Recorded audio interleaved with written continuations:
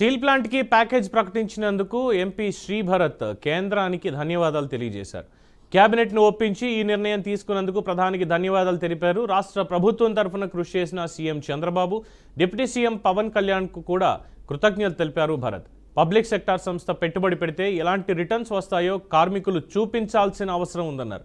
మళ్ళీ 3 ఏళ్ల తర్వాత మళ్ళీ సహకారం కోసం వేచి చూసే పరిస్థితి విశాఖ స్టీల్ ప్లాంట్ కి రానివ్వకూడదని ఆయన చెప్పారు.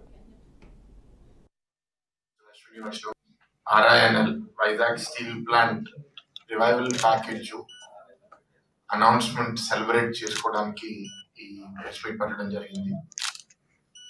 నిన్న చూశారు మీరు, మన ముఖ్యమంత్రి గారు చంద్రబాబు నాయుడు గారు ఆల్రెడీ దీని మీద మాట్లాడడం జరిగింది. కేంద్రంలో క్యాబినెట్ డిసిషన్ ప్రధానమంత్రి గారు అనౌన్స్ చేయడము, దాని గురించి కొంచెం వివరణ railway minister, information broadcasting minister Ashwini Vaishnaw గారు మాట్లాడడం కూడా వీడియో క్లిప్ మీరు అందరూ చూసుంటారు. సో గత 7 నెలలుగా ఎదురు చూస్తున్న ఈ సందర్భం కొంచెం ఓపికగా మీరు వింటే నా ప్రయాణం కూడా దీంట్లో నేను చెప్తాను. 2019లో పోటీ చేసిన తర్వాత ఈ స్టీల్ ప్లాంట్ గురించి మెల్లమెల్లగా అవగాహన వచ్చింది. దానికన్నా ముందు నాకు స్టీల్ ప్లాంట్ చరిత్ర ఏంటి అనేది అంత స్పష్టంగా నాకు తెలియదు.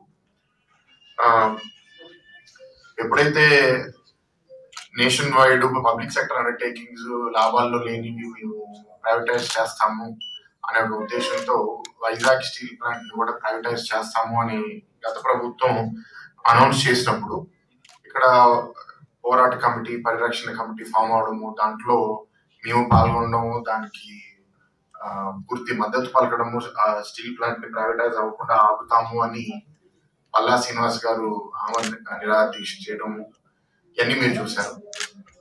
నేను జనరల్ గా ఏంటంటే ఎఫిషియన్సీ ఉండాలి, సమాజంలో అందరూ ప్రయోజకులుగా పనిచేయాలి, ప్రతి సంస్థ లాభాల్లో పనిచేయాలి, ఒకవేళ లాభాల్లో పనిచేయకపోతే దానికి ఉన్న ఇబ్బందులు ఏంటో మనం కరెక్ట్ చేయగలగాలి అని కొన్ని ఆలోచనలతో ఉన్నవాడిని. సో అప్పుడు కూడా నేను మాట్లాడుతూ స్టీల్ ప్లాంట్ గురించి చెప్పాను.